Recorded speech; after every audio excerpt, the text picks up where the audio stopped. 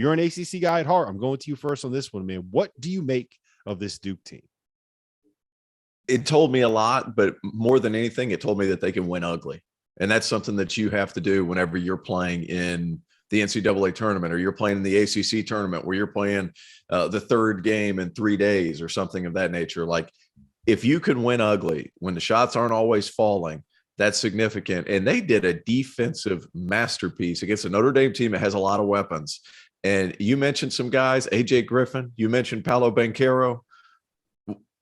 Probably second most important player on that team is Mark Williams. And every time I see that young man play, I'm blown away. He did some things today offensively that we haven't seen a whole lot. He got the ball at the top of the key, drove right, defense converges, he dishes off for a wide open dunk. He just continues to impress. It took him a while. This is a guy that's a sophomore now. Last year, he kind of needed to get into the fold. Back half of last year, he started to play really well. This season, he is their most important piece on the defensive end of the floor. That guy has really developed into one of the premier defenders, not only in the ACC, but in the country, because he just covers so much ground with his length and athleticism. I'm going to give the listeners a little peek behind the scenes. T.O. has been raving about Mark Williams for probably the last 2 hours on our group chat, getting ready for tonight's show. So I'm surprised that you cut it that short. I mean, you only went about 90 seconds on that little speech about Mark Williams. But Steve, he's not wrong. Mark Williams is definitely a difference maker for that Duke team.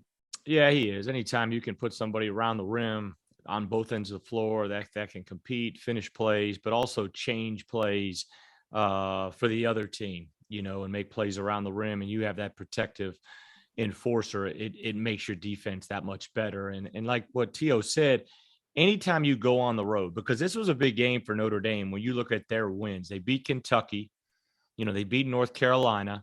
Okay. And now you got opportunity to beat Duke. And obviously huge environment, big game, and Duke goes in there and wins double figures and holds them to the 40s.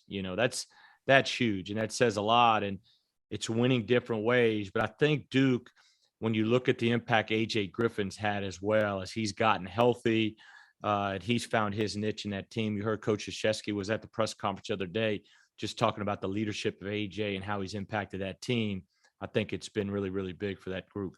How hard is it? Did you ever have to incorporate somebody that ended up being that significant of a piece this late in the year? It's not the easiest thing in the world to do. No, it's not.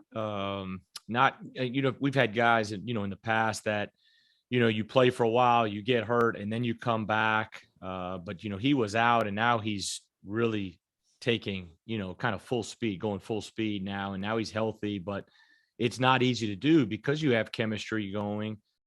Because you're obviously very talented, but I think, the character of the team, the leadership of Coach Krzyzewski has been huge. And that's why they're top of the ACC right now, and got a chance, obviously, to win the ACC.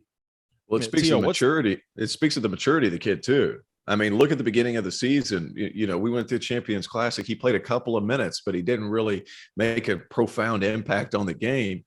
And he's gotten progressively better and better and better and better.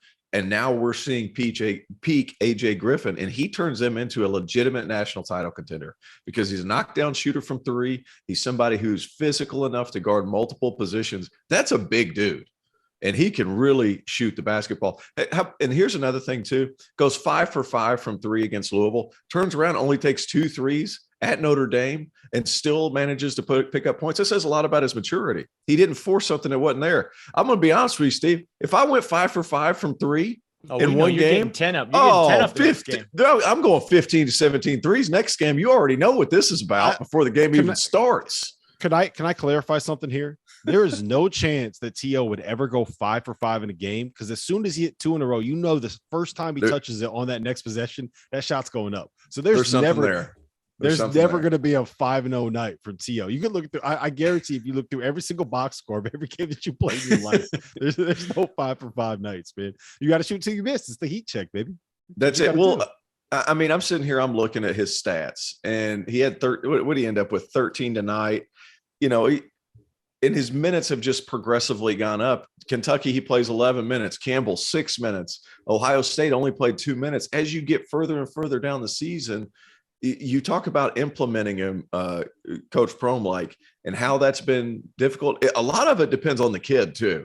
Yeah. And I think a lot of this is, it says, if I'm an NBA draft guy and I'm looking at this, I'm like, hey man, this kid is willing to do what's best, right? Like right now, maybe not for the short term, but for the long term. That's a big piece. Yeah, that's a significant piece. You touched on the maturity standpoint. I think just being in a basketball family, growing up in a basketball family, I think that's huge because he's seen it. He understands it. He's been coached, taught not only the game, but how to handle adversity, how to handle different situations. And then he's playing, for, arguably, the greatest basketball coach of all time. You could make an argument for a couple coaches, obviously, but, without question, that helps as well. The other kind of sub story or, the undercard story of that is obviously it's Coach Krzyzewski's last year. And then Mike Bray, being his former assistant, winning 2 national championships together. Mike Bray really getting his start from Coach Krzyzewski. That had to be a surreal moment for both of those guys, especially Coach Bray, when you look down and say, this is the end. This is the last time I'm going to compete. And their embrace, and I didn't see the end when they embraced or before the game. That had to be a special moment, and obviously something probably that shared in between them. But he hired Mike Bray as an assistant from DeMatha, and they win 2 national championships together. Now he goes on, and Mike's had a phenomenal career. Both Mikes. Is that how he got Johnny Dawkins back in the day, hiring Mike Bray? Mike came in 87, and so Dawkins was there before.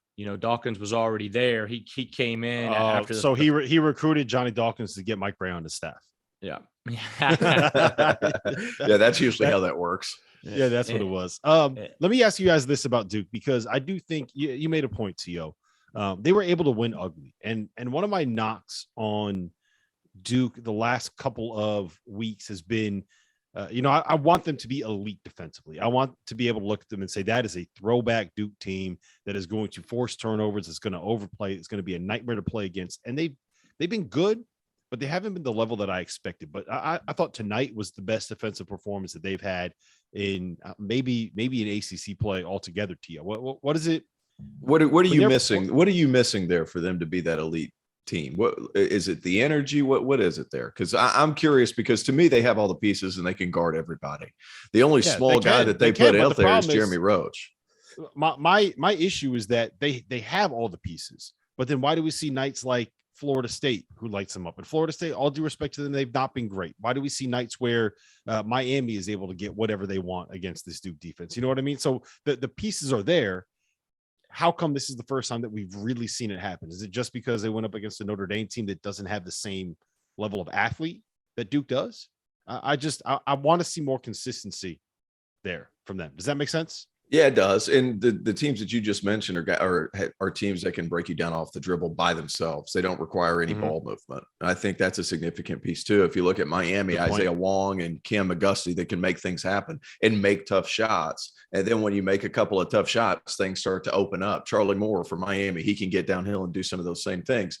Now, what really makes this team intriguing is if Mark Williams can stay on the floor, and I know I'm beating a dead horse with this one. If he can stay on the floor, you saw the difference he made against Louisville. As soon as he checked out of the game against, I think they were up 24-11, 26-11. He checks out because he gets 2 fouls. That's when Louisville gets back in the game. Second half, he gets his third early. They're starting to make a run. He gets his third. He sits down. Louisville gets back into it. He's such a crucial piece. And I love Theo John. I love the energy he brings to this Duke team. But you need him for 10 minutes a game. Max. He's not more not than Mark that. Williams. More than that. You love that physicality. You love that Steven Adams type approach where I'm going to come in and be the tough guy because I got some young guys I'm playing behind. I'm going to come up and mix it up a little bit. You love that. But he's not the rim protector that Mark Williams is. That dude is an absolute difference maker. And he's showing some offensive ability too. Like, he's so big around the rim. He's been able to put it on the floor a little bit. He's a vertical spacer, somebody who can catch lobs and finish. Big Mark Williams guy. Big. You know what he does better than I realized? He can move his feet a little bit. Like he really can. He's not. You're not going to switch him on to point guards and feel comfortable about it. But he can. You want him to hedge hard, he could do it. You want to play him and drop, he's going to keep somebody in front of him and kind of corral that dribbler, Steve.